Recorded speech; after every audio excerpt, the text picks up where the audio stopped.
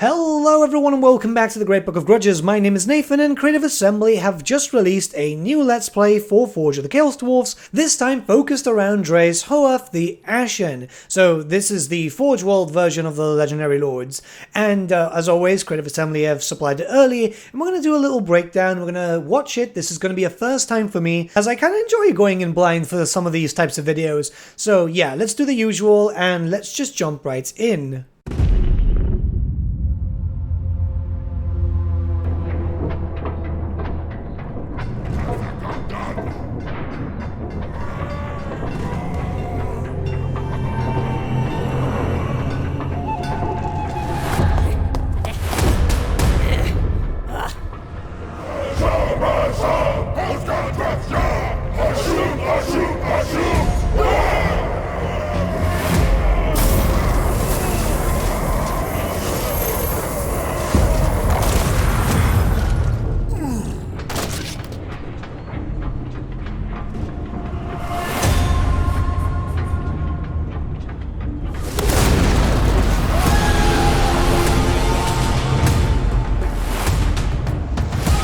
Okay, I know it doesn't make sense to stop here, but I just want to say I am loving what Creative Assembly are doing with the Let's Plays. I said this in the last video. It really looks like they've improved the budget here.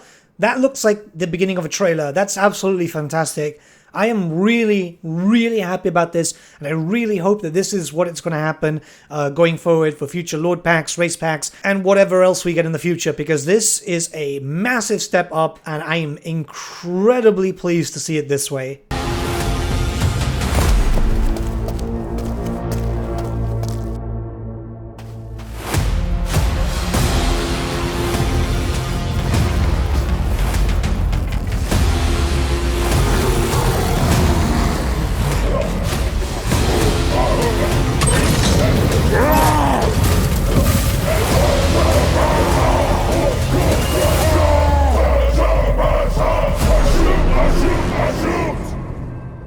And again, I know this isn't really going to affect much because we're not talking too much about gameplay, but I really like the animations that we've seen so far with the Chaos Dwarfs. Actually, they're pretty good.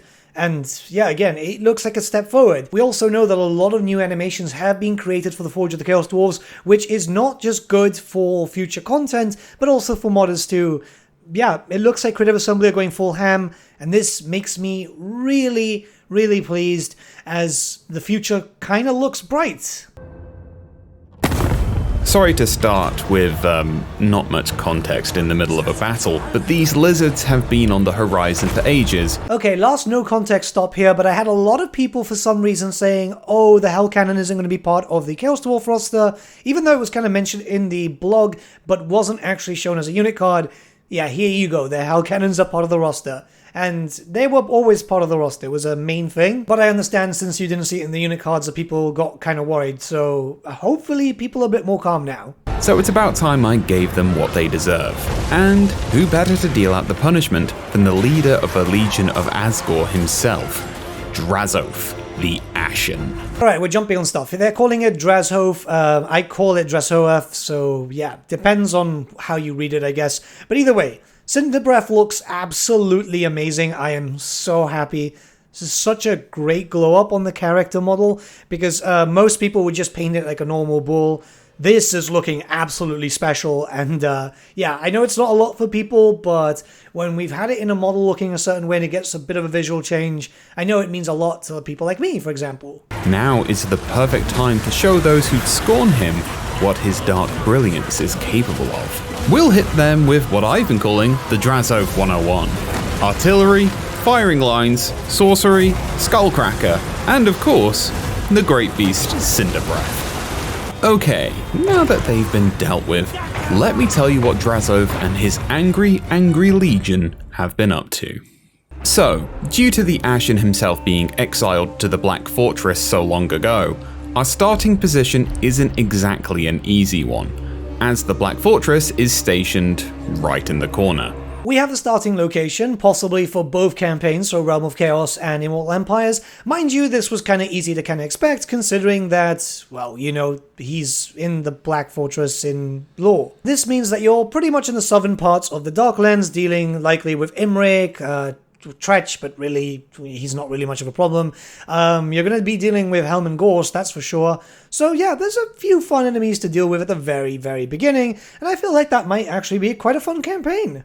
We're at turn 25 right now, and we've made some strides. We've got some luck starting with a 4-slot province.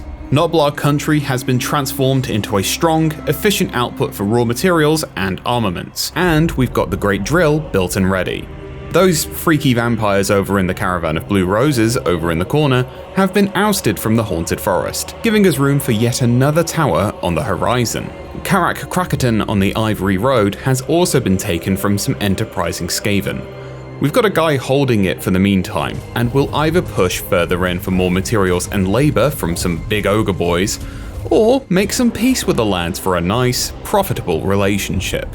We've also been doing a few sacking runs to gain labour near Imrik, and I think he's getting to the end of his tether with us. Know this! I will not remember you once I have slain you. And lastly, we've had the lizards, idling away on their little island in the far corner. They finally decided to pop their little heads up in our part of the world, saw our beautiful chaotic selves, decided that we didn't fit the great plan, and they were having none of it. And, well, we saw how that went for them. Alright, yeah, fully confirmed that this is the Realm of Chaos start, but again, it's likely going to be the same for the Immortal Empires. So yeah, should be a fun campaign overall. Remember that the Realm of Chaos one does have a narrative and the Immortal Empires likely won't, so you'd probably want to try the Chaos Dwarfs at least once in Realm of Chaos. Being in our little corner doesn't mean we haven't gone out to see the world though. We deployed a convoy to go fetch us some labour. It did cost us a pretty penny in armaments, but with the incoming labour we can hit the ground running with our thriving, happy workforce. Okay, so we can see armaments being traded for labour at a pretty decent bonus. I don't know, we're going to have to wait and see for that. But it kind of looks like you are getting quite more than expected because it's green, you know? Is this new with the whole flag on the map thing? Because I absolutely love it, by the way. It's been a while since I've played Grand Cafe, but that will definitely help to try and find where my armies are, especially since I can't actually control where they're moving through. I'm loving the fact that the caravan mechanic was reused because it really does make sense. I'm a bit worried though, because I kind of hoped that it was going to be used in Ind for the future, but they'll have to think of something else, I guess. But either way, it does make sense with the Chaos Dwarfs trading with other Chaos factions, that's for sure. And instantaneously build ourselves a brand new industrial powerhouse. And I know just the place to manifest it. Gorda's Backstabber, a legendary hero and a hobgoblin of renown who's more than proven himself useful to our cause, has been sent on a little excursion to the Plane of Bones. Another 4-stack province I think we can make some real use out of. We need all the raw materials and armaments we can get as we gear up to take on the Karazakarak expedition. Their army will be a great sacrifice to Hashut, as well as a clear and open message to the rest of the Tower of Zar that Drazhoath is back and means business. What better way to send a message to the other Chaos Dwarfs than completely crushing our non-chaotic counterpart? To get that, we're going to need armaments to up our capacity and capabilities in the Hellforge. So, welcome to the Hellforge, your one-stop shop for all things terrifying and most likely Geneva Convention breaking. Luckily though, Geneva's not here. As you can see, we've upgraded capacity for certain units, namely Chaos Dwarf Warriors and their blunderbuss brethren. We'll want to bolster this number out a bit more as we progress, as well as bring in some infernal units and war machines. It's not all about numbers though, as we... Okay, so it's going to go into something else, but let's look at the armory first. Yeah, I kind of like this. It makes a lot of sense. It's very similar to the Beastmen stuff. Obviously, armaments are going to be a bit of a pain, I imagine, at the very beginning to be able to get some and then get more in the future. I like this system, though. I think it looks really, really cool. The one thing I would say, and it's a bit of a nitpick, I really do wish that the Hell Cannon got an updated unit card at this point, because it does look very different when compared to the rest of the roster. But yeah, anything Chaos Dwarf related, so all the beasts, the machines, and obviously the Chaos Dwarfs themselves, yeah, they can be upgraded in number. I like this system. It makes a lot of sense lore-wise, and yeah, I mean, it makes a lot of sense in general. To increase how many units we can recruit, we can also unlock additional upgrades for our units. These can be quite costly, and they'll add on to our armaments expenditure per unit per turn, but it'll increase their effectiveness in the field. Alright, so this is the upgrade system, and very different to what we've seen through other upgrade systems. This is pretty cool. I wonder, so picking up extra spell resistance, for example, is that going to be for all the melee infantry? Well, it says 0 per unit. It's really weird. They don't really put it into practice here, but I really want to see this in action because this is actually pretty cool. Yeah, so far we're seeing a lot of reuse stuff, but a lot of new stuff too, and I feel like that's what's just really going to make the Chaos Dwarfs really interesting. At this point, I'm just hoping we get to play soon because, yeah, it looks like there can be a lot done here. Okay, that's a lot of talking and a lot of war planning. We need the space for these grand machinations, and we're starting to outgrow Noblar country. We've got a lot of labourers here, and they need new assignments. The Iron Fist of the Legion and the fiery anger of Drazhoath and Cinderbreath are pointed firmly at you, Imrik. Pig Barter's garrison is seriously lacking, almost as if Imrik did the classic high elf thing of looking down his nose at us for too long. It's a common misstep, nothing that a happy hobgoblin and an infernal engine can't fix. Chaos Dwarf warriors aren't the quickest, but Gordas and his hobgoblins are perfectly capable of holding their ground until they arrive. Once they're in, the Knights of Calador will get acquainted with the tidal wave of iron and hatred that is the Dawizar.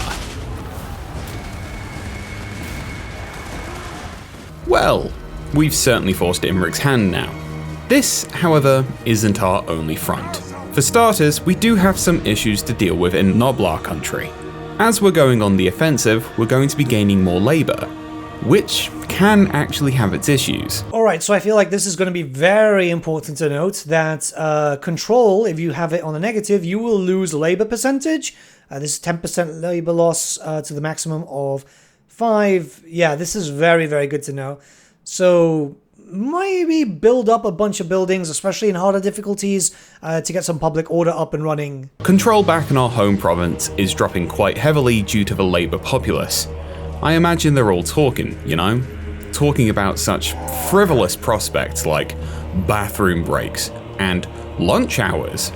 I bet they're even considering the concept of paid overtime. We can settle their little ideologies by utilising labour to rush production, but I'm going to keep matters in line for a few turns by setting an example.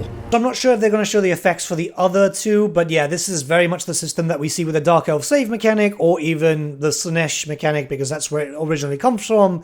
Yeah, I don't mind that. Labor is going to be a massive mechanic here. I can assume that the middle one is going to be focused on treasury, and the first one's probably some sort of corruption. Yeah, I don't mind it at all. I honestly don't mind it at all. It's going to be a lot to get used to, since this is so different to many other factions, since we haven't really seen so many mechanics focusing around one specific resource, barring treasury, of course. But I'm kind of hyped up. I'm actually kind of hyped up. A missing guardrail here, a wrong type of ladder handed off there. This should hopefully keep matters in line. Our other front is the Caravan. If we're unlucky, there might be many hardships on the road that we'll encounter. Chaos Dwarf hardware, after all, is nothing to scoff at. And to say that we're proficient in making enemies is, well, is quite the understatement. If they fail, it's going to make creating a new industrial zone a lot more difficult. So them saying that was actually a very good thing, considering that the caravans you can completely ignore with Cafe, you don't actually have to use them, whereas it looks like it's going to be quite needed for the Chaos Dwarfs to be able to boost up your economy. I like the idea of it being a very intricate part of your race's actual effects and so on. So yeah, this is great. Again, I'm very, very happy with what I'm hearing so far. Yeah, we've seen a lot of stuff already, but this is adding in further context. If this is the case, I can only imagine what Zatan might show off. But moving on Pig Barter has opened our eyes to a potential contingency. Darkhold is part of this province, and it happens to just be a ruin. I don't buy that for a second though.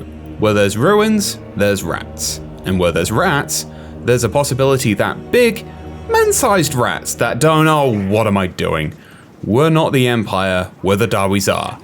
It's Skaven. There's Skaven in them there hills, and if I have to diversify my upcoming workforce, you bet I will. Oh, look who it is! Stinking rats. We'll be hitting the rats with the same tactic we had in Pig Barter. We'll pepper them with artillery as well as magic from Drazhoath, utilising Cinder Breath's flying speed. At that point, it's all iron, gunpowder, coal, and hate. Choo-choo! Oh, come on, you know I needed to make at least one of those.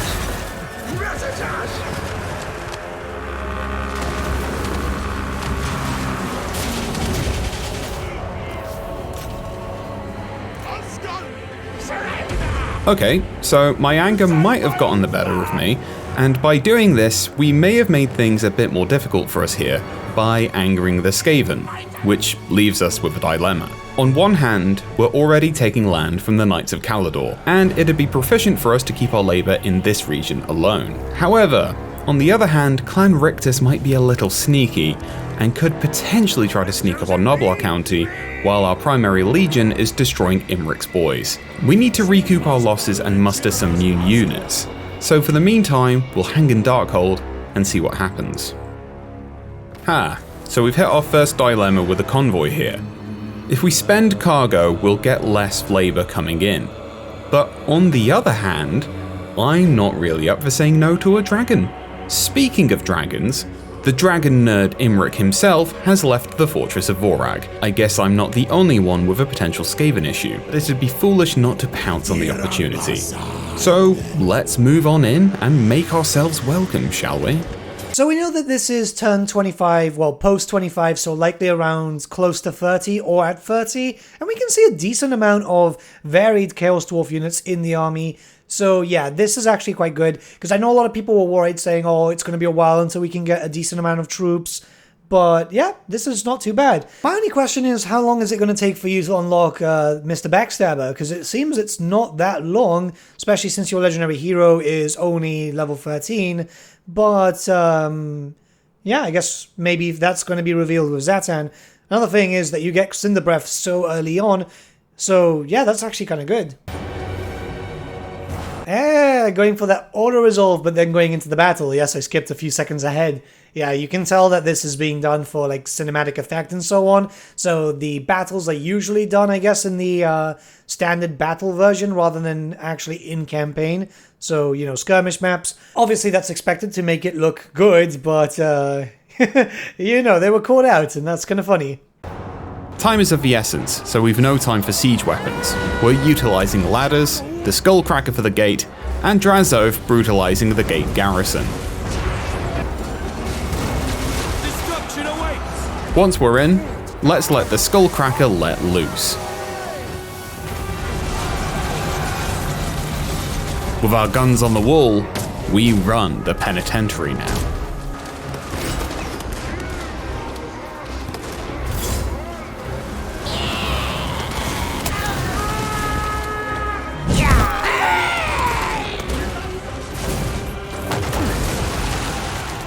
With the Knights of Caledor overcome in their fortress by iron and magic, it was only a matter of time before they crumbled before the Legion of Asgore.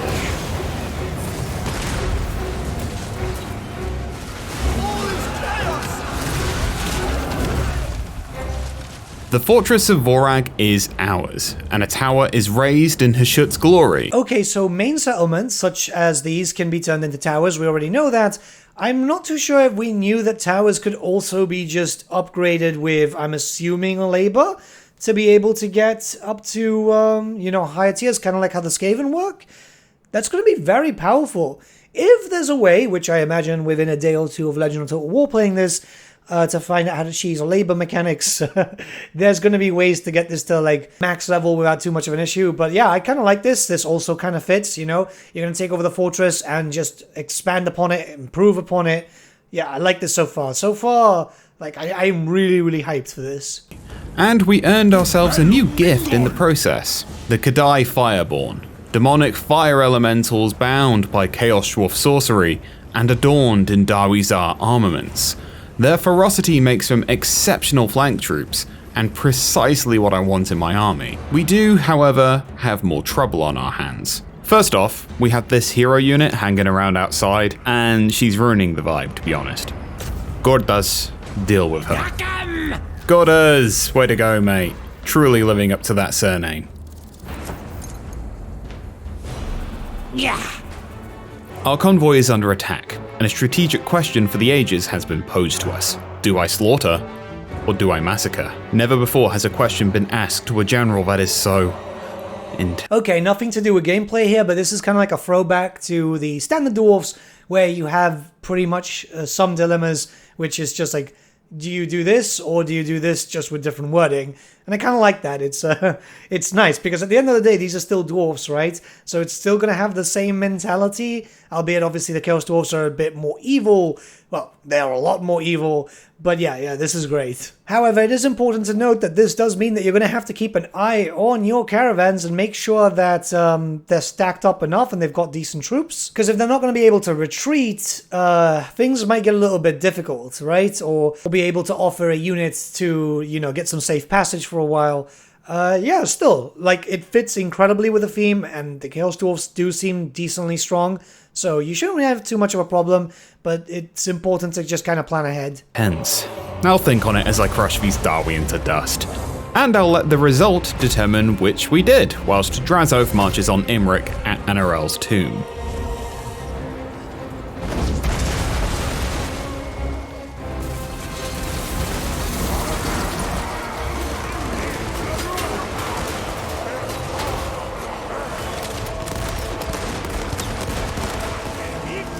I think I'll deem this one a slaughter. I love dragons. Maybe Imrik had the right idea. So all that's left in our grand plan is taking Anarel's tomb. I like what you did with the province, Imrik, but I think we can do better. No hard feelings, mate. It's just business.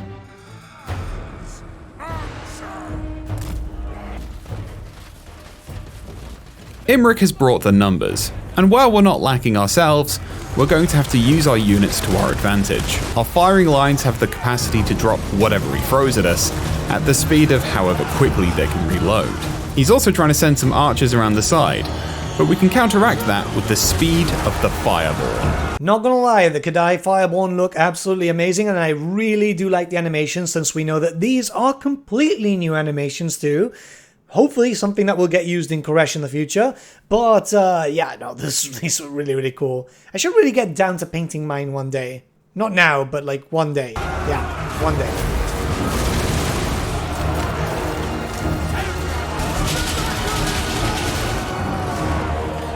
The Kadai aren't the only people bringing the fire though. Give them a taste, Cinderbreath. Our Skullcracker is already getting started by tending to the fields. A bit preemptive, we've only one now, but hey, we need a nice place for Cinderbreath to relax in. Look at him frolic.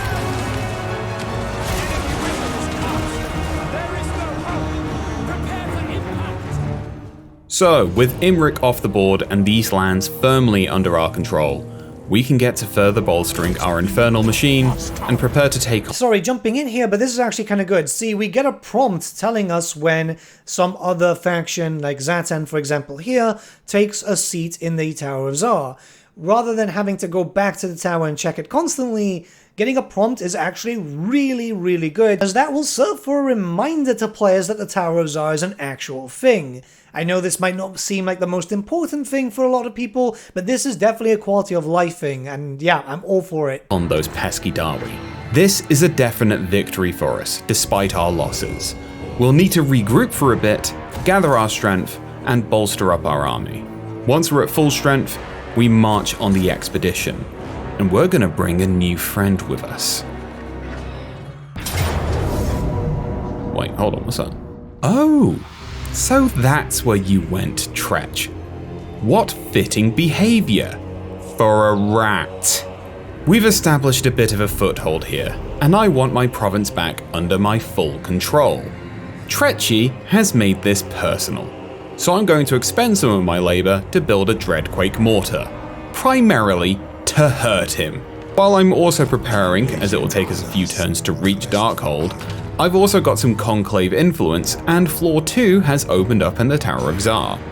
I still need a bit more influence for some of the unlocks here, and wait, hold on. Someone's taken one of my seats. Zatan! Oh, come on, man. I thought we were pals in like a Cold War and not really pals kind of way. You're lucky you're the focus of the next episode, or I swear on her shit. You guys have no idea how much I'm waiting for the next Let's Play, because I am really considering playing Zatan first. It's one of these things where this is a character that means so much to me. I really can't wait to play him, and he looks so good too. Anyways, anger aside, we need to strategize. I'm going to add modifications in the Hellforge for our units to spice them up, as we're still lacking a bit in numbers, and we need every advantage we can get. We're also bringing in 2 regiments of renown. The Blazing Beards, Chaos Dwarf warriors with beards that fill me, personally, with fear, and Hashut's favourite engine, the Demon's Tongue. You brought this on yourself, Tretch. I'm gonna scorch your earth and break whatever affront of vehicle technology this thing is. Ugh, so primitive. Bruh, my Doom Wheel! I've painted 13 of those! No. This might be primitive, but it's a very special boy. You leave my hamster wheels alone. I'm cursing that Doom Wheel with the curse of Hashut, just as Tretch's reinforcements arrive. Right, so what does this button do?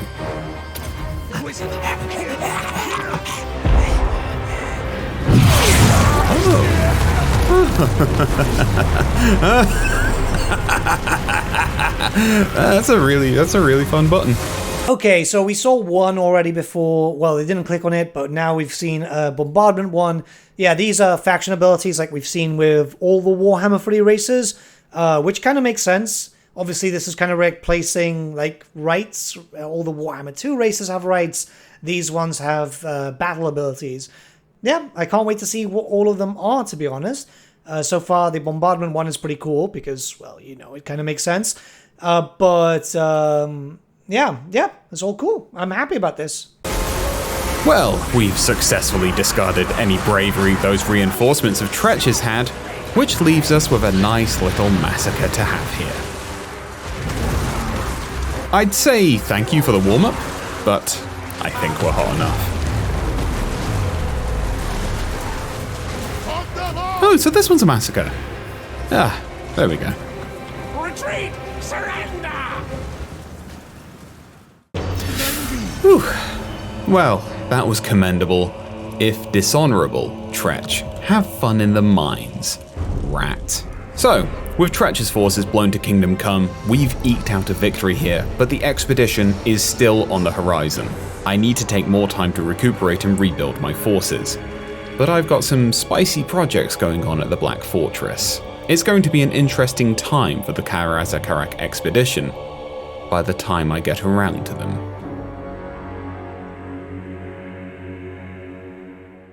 So, here we are. We've rebuilt up our forces, bolstering here and there.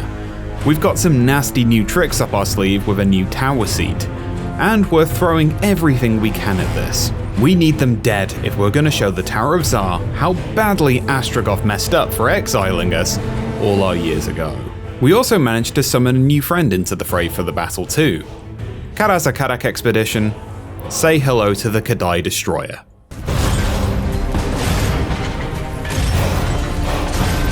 Luckily, we've got a meat shield line of labourers here too, which is convenient considering we took our time looking cool arriving in slow-mo. No apologies, they understand. The Kadai Destroyer is a literal dream come true. The fact that this model was never released it breaks my heart into a million pieces. But it's so nice to see it in Total War, and it looks so good. It looks so freaking good. Like, I know we've already seen some pictures because they randomly uploaded some images yesterday without any context. But yeah, this is so good. Let's sacrifice some Darwi, shall we? For her shirt. We'll send the Kadai Destroyer in first to deal with their frontline units, to replace the grudges in their hearts with fear. Oh, some lads are trying to pull a sneaky flank. I don't think the gyrocopters were ready for Cinder Breath though.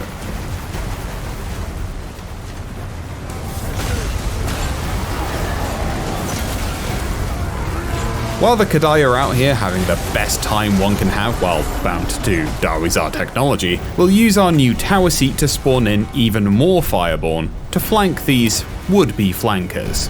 How unfortunate for them. Admittedly, the only people here I feel sorry for, though, are the labourers. The Destroyer is quite excitable, but it's okay, we'll get more. So there's not really much left, so I'll let the rest of the stuff play out, but I just want to say, yeah, everything is looking wonderful. Each day, the Chaos Dwarfs are getting closer and closer, and I'm extremely excited. I don't know, I haven't been excited about this DLC for some time, and yeah, I was very excited for Champions of Chaos, but this is a new level of excitement. This is likely to be a new standard set for race packs in the future, and wow. Absolutely wow. Obviously, I'm still keeping my guard up because you never know what could happen between now and the time of release, but everything is just looking really, really good, and I'm just really happy. It looks like the drought might finally be ending, not just for creators, but for all of us, and let's hope this continues. But yeah, the Chaos Dwarfs, it's an army that many of us have wanted, and goddamn, it's finally coming. It's finally coming. Yeah, let me know what you guys think in the comments below. Let's start a bit of a discussion. Obviously, there wasn't too much new stuff shown today because they did show a lot of stuff in the first let's play, sorry. Yeah, this is great. I'm really happy. But yeah, have a nice day, guys. I'll see you all again very, very soon. Hey, we can get more labourers, right?